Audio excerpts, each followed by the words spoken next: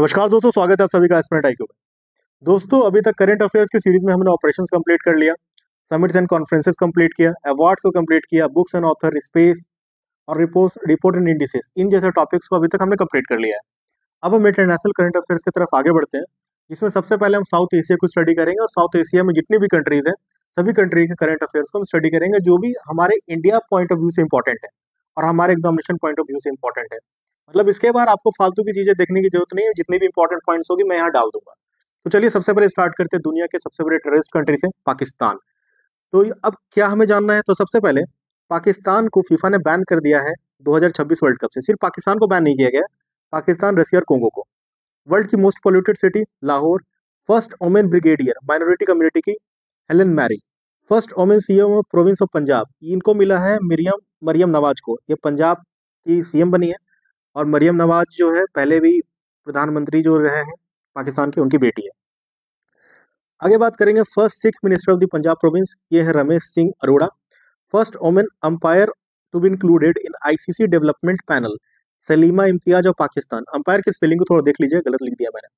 First female from the minority community in Balochistan to be appointed as assistant commissioner. तो minority community, Balochistan की minority community से है और इनको असिस्टेंट कमिश्नर का पद मिला है, कशिश चौधरी। तो ये खास इसलिए हो जाता है क्योंकि पाकिस्तान जैसे कंट्री में जहाँ पर माइनॉरिटी की स्थिति इतनी खराब है, वहाँ पर कोई भी विमेन या मेन, कोई भी लोग है जो माइनॉरिटी कम्युनिटी से बिलोंग करते हैं और इतने ऊंचे पोजीशन तक पहुंच जाते हैं ना, बहुत ही वास्ट स्ट्रगल वो फेस करके आगे पहुंचते हैं, इसलिए काफी इंपॉर्टेंट हो जाता है हमारे लिए। जनवरी 2025 से 1 जनवरी से पाकिस्तान 2 साल के लिए यूनाइटेड नेशन सिक्योरिटी काउंसिल का नॉन परमानेंट मेंबर बन चुका है। यूएनएससी का परमानेंट मेंबर है कौन, तो चाइना है, रसिया, फ्रांस, ब्रिटेन, अमेरिका, ये कंट्रीज जो है यूएनएससी के परमानेंट मेंबर है। अब नॉन परमानेंट मेंबर के रूप में पाकिस्तान भी आ चुका है। पाकिस्तान के एनएसए जो है असीम मलिक, इनको एडिशनल चार्ज मिला है, पहले ये आईएसआई के चीफ थे। बलूचिस्तान ने अपने आप को इंडिपेंडेंट घोषित कर दिया है पाकिस्तान से। बात करते हैं आगे इंडस वाटर ट्रीटी से, बहुत important examination point of view से। इंडिया ने इंडस वाटर ट्रीटी को टेम्पररली सस्पेंड कर दिया था और अभी ये सस्पेंड ही रहेगा। अब इसके बारे में जानते हैं, ये साइन किया गया था इंडिया और पाकिस्तान के बीच में विथ वर्ल्ड बैंक मीडिएशन। तो मेडिटेट की जो किए थे बीच में, मीडिएटर बने थे, वो बने थे वर्ल्ड बैंक। तो याद रखना, यूएन, वर्ल्ड ट्रेड वगैरह नहीं आएगा, वर्ल्ड बैंक आएगा मीडिएटर के रूप में। कब साइन हुआ था, 1960 में। इंडिया को अनरिस्ट्रिक्टेड यूज मिला था साउथ ईस्टर्न रिवर्स का। कौन से रिवर्स का, 3 ईस्टर्न रिवर्स का। नाम क्या है, सतलज, ब्यास और रवि। आपको याद रखना है, जो नदी इंडिया को मिला था ना, उसका नाम है सतलज, ब्यास और रवि। और पाकिस्तान के कंट्रोल की बात की जाए तो इंडस, चेनाब और झेलम, ये सारे नदी का जो पावर है ये पाकिस्तान को मिला था, इनको वेस्टर्न रिवर्स बोलते हैं। तो दोनों पॉइंट्स याद करना, और Indus water treaty examination point of view से बहुत इंपॉर्टेंट है, इससे क्वेश्चन आने ही वाले हैं। इंडिया ने बैन किया हर इंपोर्ट को और ट्रांजिट को जो भी पाकिस्तान से ओरिजिनेट होने वाले हैं, या तो अगर कोई थर्ड कंट्री है वो अपना सामान को पाकिस्तान में लाके रखता है और फिर वो इंडिया आता है ना, ऐसे चीज़ों को भी इंडिया के द्वारा अभी बैन कर दिया गया है। तो टेररिस्ट कंट्री से कोई भी रिलेशंस रखने की जरूरत है ही नहीं। चाइना के जो प्रेसिडेंट है वो एग्री किए हैं कि वो सीपैक को अपग्रेड करेंगे। अब ये सीपैक क्या है, ये China Pakistan economic corridor. India हमेशा सीपैक के अगेंस्ट रहता है, क्यों रहता है, क्योंकि सीपैक का जो रास्ता है ना, वो पीओके से होकर गुजरता है। और पीओके क्या बोलिएगा, पाकिस्तान ने उस प्लेस को चाइना को दे दिया था। और इंडिया का कहना है कि हमारा हिस्सा है, हमारा ही हिस्सा है। पाकिस्तान जैसे टेररिस्ट कंट्री से आप उम्मीद भी क्या कर सकते हैं। तो इसलिए हमारे देश के हिस्सा से अगर कोई चीज़ गुजरे तो हम उसके लिए रिटेलिएट तो करेंगे ही। इसलिए इंडिया हमेशा सीपैक के विरुद्ध रहता है। आगे बात करेंगे, Pakistan plans to declare begging as a crime. जो इनका नेशनल काम है उसको वो क्राइम के रूप में डालने वाले, इसलिए डालने वाले क्योंकि सऊदी अरेबिया, यूएई जैसे कंट्री में जितने भी बेगर थे वो पाकिस्तानी थे। तो इन कंट्रीज ने पाकिस्तान के ऊपर प्रेशर डाला कि आप अपने लोगों को हटाइए यहाँ से और बेगिंग करने से मना कीजिए। तो इतना ज़्यादा प्रॉब्लम्स को देखते हुए पाकिस्तान अब बेगिंग को क्राइम के रूप में देखने लगा है। ऑपरेशन सिंदूर की बात करेंगे, बहुत इंपॉर्टेंट है हमारे लिए। ऑपरेशन सिंदूर जो है 7 मई 2025 को हुआ था as a response of the Pahalgam attack, जो कि 22 अप्रैल 2025 को हुआ था। इंडिया ने 9 बेसिस को टारगेट किया, वो पाकिस्तान में भी थे और पाक ऑक्यूपाइड कश्मीर में भी थे। इंडियन गवर्नमेंट की जो ब्रीफिंग हुई थी, वो ब्रीफिंग किया था विंग कमांडर व्योमिका सिंह ने और कॉलोनियल सोफिया कुरैशी ने। इन दोनों का नाम आपको याद रखना है। इंडिया ने यूज़ किया था लियोटरिंग म्यूनिशंस, जिसको कि कामाकाजी ड्रोन भी कहते हैं। साथ में इंडिया ने हैमर प्रिसीजन गाइडेड बॉम्ब का इस्तेमाल किया और स्कैल्प क्रूज मिसाइल का इस्तेमाल किया। इन दोनों का नाम आपको याद रखना है।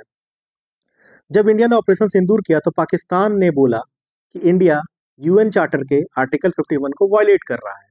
यूएन चार्टर का आर्टिकल 51 बोलता है कि यूएन चार्टर का आर्टिकल 51 बोलता है कि inherent right of a country to defend itself if attack, मतलब कि अगर किसी कंट्री पर अटैक होता है तो उसके पास पावर है कि वो अपने आप को डिफेंड कर सकता है। तो ये है आर्टिकल 51 यूएन चार्टर का। तो यूएन चार्टर का आर्टिकल 51 आपके लिए थोड़ा इंपॉर्टेंट हो जाता है। चलिए अब आगे बात करेंगे दुनिया के दूसरे सबसे बेकार देश जो कि जिसका नाम है बांग्लादेश। तो बांग्लादेश के बारे में बात करेंगे। तो सबसे पहले जानते हैं बांग्लादेश ने रिमूव किया है वर्ड सेक्युलर और सोशलिज्म फ्रॉम इट्स कॉन्स्टिट्यूशन। आप उम्मीद भी क्या कर सकते हैं इस कंट्री से। तो सेक्युलर और सोशलिस्ट पाकिस्तान बांग्लादेश के कॉन्स्टिट्यूशन से अब खत्म हो चुका है। इंडिया इम्पोज करता है restriction on the entry of Bangladesh readymade garments and other products.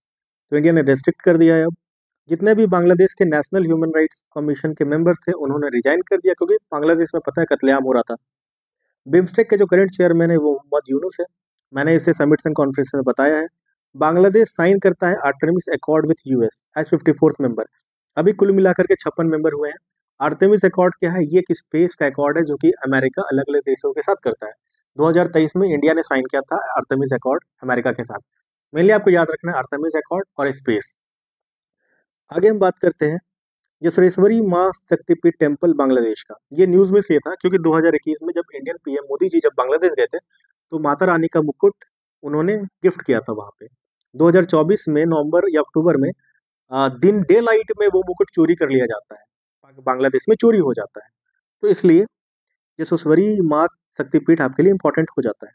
Indian coast guard ने रिलीज किया 90 बांग्लादेशी फिशरमैन को फ्रॉम बोट कौशिक। क्या हुआ था, ये बोट कौशिक जो है ये डूब गया था और फिशरमैन डूब रहे थे, तो इंडियन कोस्ट गार्ड ने उन लोगों को बचाया और बांग्लादेश भेज दिया।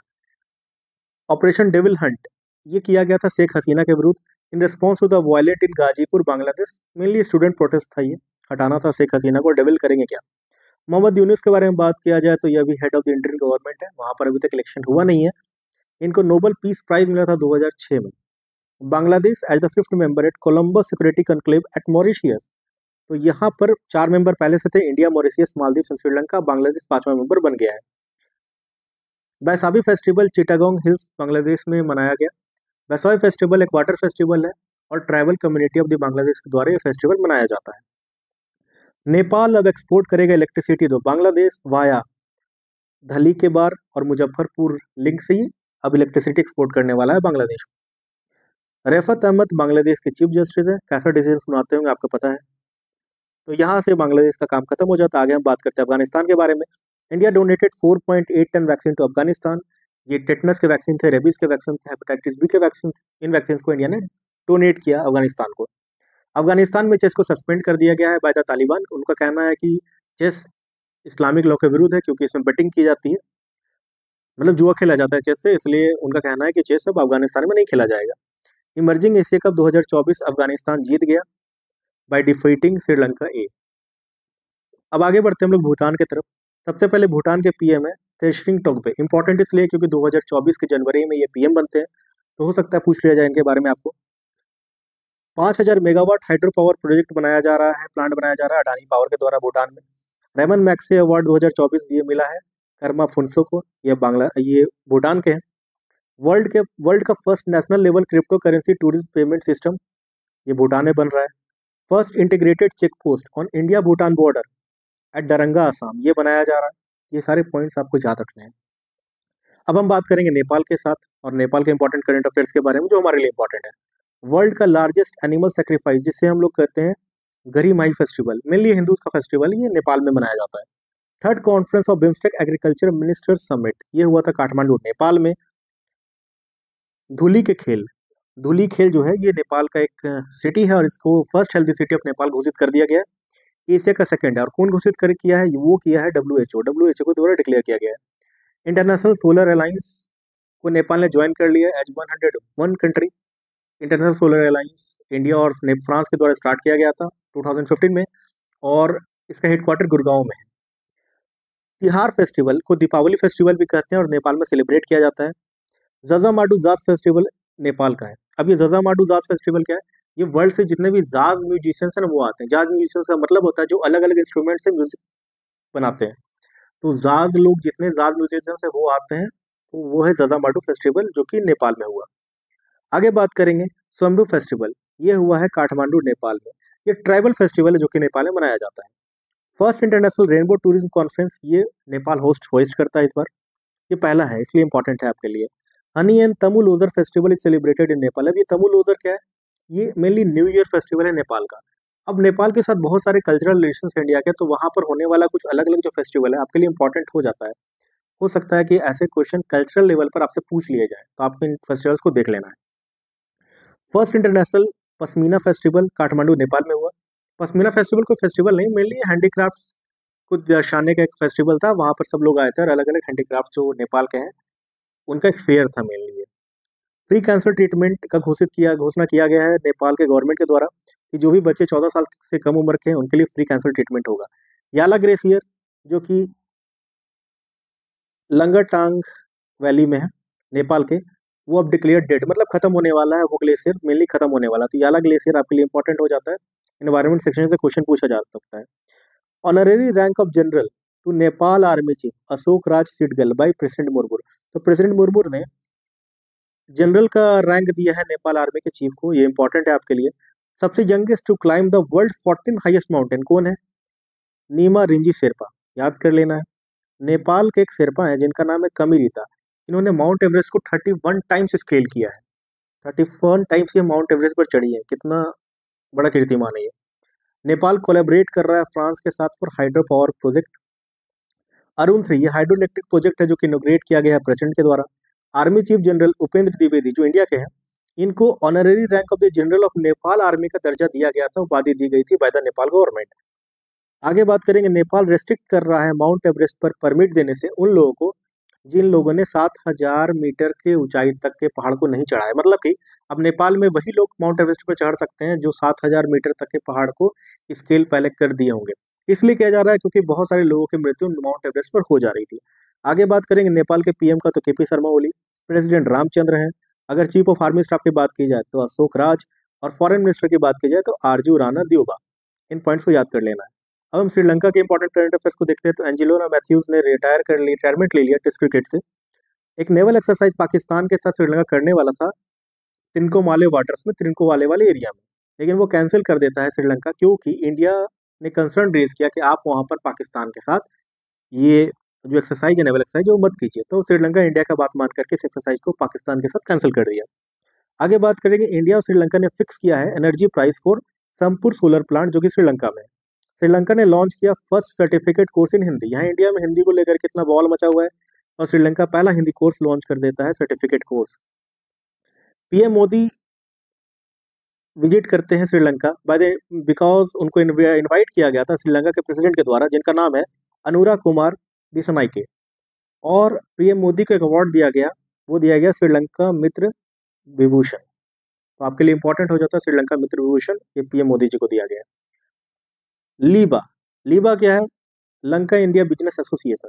ये एक प्लेटफॉर्म है ताकि इंडिया और श्रीलंका जो है ना अपने इकोनॉमिक टाइज को और ज़्यादा मजबूत कर सके। श्रीलंका का प्रेसिडेंशियल इलेक्शन हुआ था जिसमें अनुरा दिसनाइके जी जीत जाते हैं, एनपीपी पार्टी के हैं, वो डिफीट करते हैं एस प्रेमदासा को।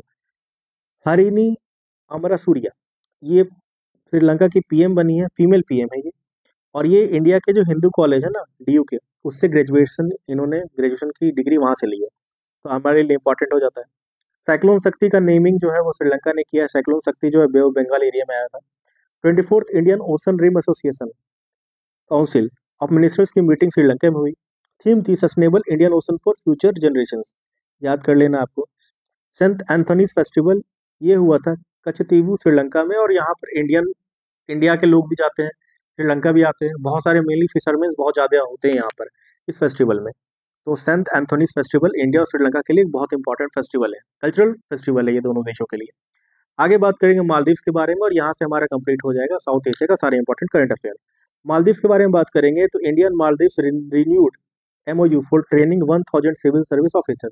आपको पता है कि पिछले साल इंडिया आउट कैंपेन मालदीव्स के प्रेसिडेंट के द्वारा चलाया जा रहा था, और इसके पहले जो मालदीव्स की सरकार थी वो बहुत ज़्यादा प्रो इंडिया थी, लेकिन क्या हुआ कि बाद में जो पिछले बार क्या हुआ इलेक्शन के वक्त किसी को भी जीतने के लिए कुछ भी करना पड़ता है, तो मीजू जो थे वो बहुत ज़्यादा इंडिया आउट कैंपेन चला रहे थे। जबकि इंडिया ने कितना ज़्यादा हेल्प किया है मालदीव्स का, ऑपरेशन कैक्टस, जहाँ पर हमने उनके प्रेसिडेंट को बचाया था, गियूम को। साथ में ऑपरेशन, बहुत सारे मिलिट्री ऑपरेशन इंडिया और मालदीव्स के बीच में हुए हैं, और जिसमें इंडिया ने बहुत मदद की है मालदीव्स की। लेकिन फिर भी मालदीव्स इंडिया के अगेंस्ट चला गया था। वक्त के साथ धीरे धीरे फिर मालदीव्स इंडिया के सपोर्ट में आ गया, जब मालदीव्स को समझ में आने लगा कि चाइना के साथ चलने वाला है नहीं।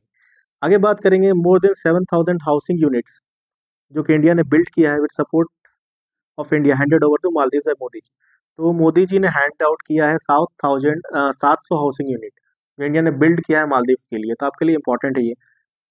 अड्डू रिक्लेमेशन एंड शोर प्रोटेक्शन प्रोजेक्ट जो है वो इनोग्रेट किया गया एस जयशंकर जी के द्वारा एट मालदीव्स। अब ये क्या है, तो मेनली आपको पता है कि दुनिया में जो मालदीव्स है ना वो सबसे जल्दी डूबने वाला देश है। मान के चलिए, ऐसा माना जा रहा है कि 1950 तक 80% मालदीव्स डूब सकता है। और मालदीव्स डूबेगा तो डूबेगा, साथ में मालदीव के साथ जो कोरल एरिया है ना वो भी डूब जाएंगे। तो मालदीव्स को बचाना बहुत ज़्यादा इंपॉर्टेंट हो जाता है सभी कंट्री के लिए, और India as a close neighbour, हमारे लिए मालदीव्स को बचाना बहुत ज़्यादा इंपॉर्टेंट है। इंडिया और मालदीव्स जो है अब लोकल करेंसी में ट्रेड करेंगे। इंडिया ने एक्सटेंड किया है $50 million interest free loan to Maldives, ये भी इंपॉर्टेंट है आपके लिए। जैसे कि मैंने बताया था कि मालदीव्स के, मैंने पीएम बोल दिया था, वो प्रेसिडेंट है। मालदीव्स के प्रेसिडेंट मोहम्मद मिजू, ये प्रीवियसली लॉन्च किए थे इंडिया के लिए इंडिया आउट कैंपेन। हाल में वो इंडिया आते हैं और अडॉप्ट करते हैं इंडिया करके comprehensive economic and maritime security partnership, ये इंडिया के साथ ही करते हैं। आगे और क्या क्या काम ये किए, ये लॉन्च करते हैं रुपे कार्ड को। करेंसी स्वैप एग्रीमेंट किया जाता है अंडर सार्क। इसमें होता क्या है, करेंसी स्वैप में क्या होता है, इंडिया और मालदीव एक दूसरे के देशों में करेंसी दे देती है अपनी, ताकि जब एक दूसरे देशों में जब कोई भी सामान लेना हो ना, तो बहुत ज़्यादा दिक्कत ना हो। इसलिए किया जाता है किसी देश के द्वारा।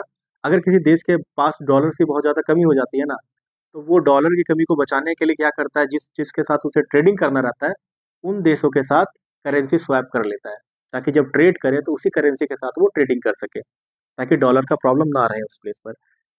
न्यू रनवे बनाया जा रहा है इंडिया के द्वारा एट हनी माधो एयरपोर्ट, जो कि मालदीव्स में ही है।